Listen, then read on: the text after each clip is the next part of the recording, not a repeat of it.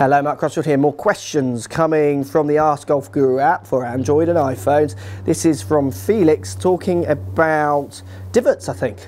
Let's get stuck in.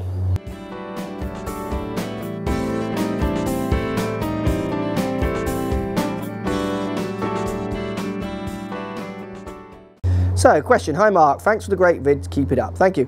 Many golf instruction videos stress the importance of hitting down for irons.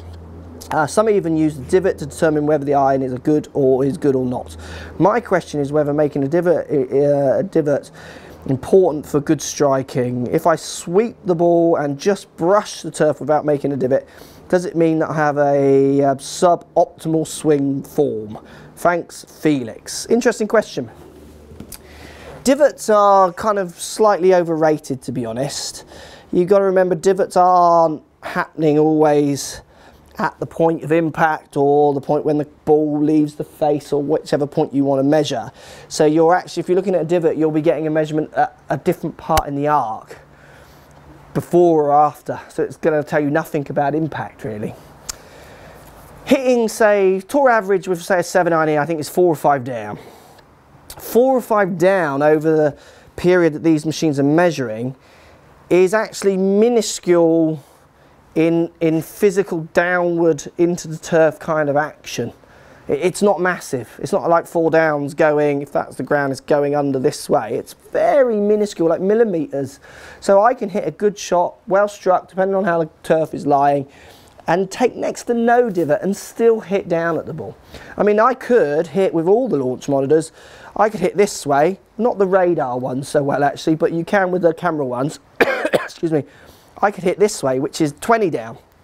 And if that ball moved because of the air, it would see the club as moving down as I went to hit that ball. They're not measuring how far the club is down or above the ground. It's just measuring how far it's moving up or down in relationship to the ground. It's not measuring this. It's measuring this, and it could be done anywhere in relationship to the ground. So that's quite an interesting point where I think people get it, and even people with launch monitors get it slightly wrong when thinking about up or down. Tom Watson, famous for, I'd love to know what his angle of attack was. I'm sure it's down because he's a great striker of the ball. Barely takes a divot, picks it off the top of the turf. He's not hitting up or sweeping at that. He might just be a fraction less down than someone who's maybe 6 or 7 down. Don't read into your divot too much.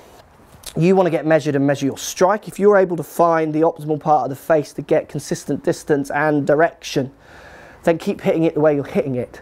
You don't, tour average is 4 down. That doesn't mean they all hit 4 down. That just means some are hitting 6 down. I've seen tour players on TrackMan at events, on the practice area, hitting 6 to 8 down with irons as standard.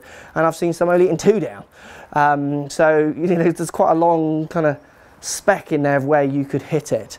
Find the centre, wherever the centre of that club is for different manufacturers. Get consistency of strike, you'll get consistency of ball flight. Taking a divot or not is kind of secondary. Sometimes I've asked people to feel like they're taking a divot, which then makes them hit down more. So it's more just the sentence I'm using rather than the factual truth that if you take a divot, you're hitting down, and if you don't hit, you're not hitting down, which isn't true. Like I said, I can be above the ball, hitting away down and not touch the ground.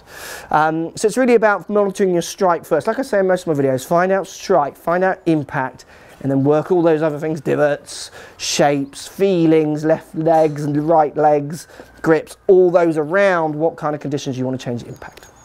I kind of not answered your question there, but hopefully kind of have as well, if you read between the lines. Thanks for posting. Love to hear what you got to say about that one.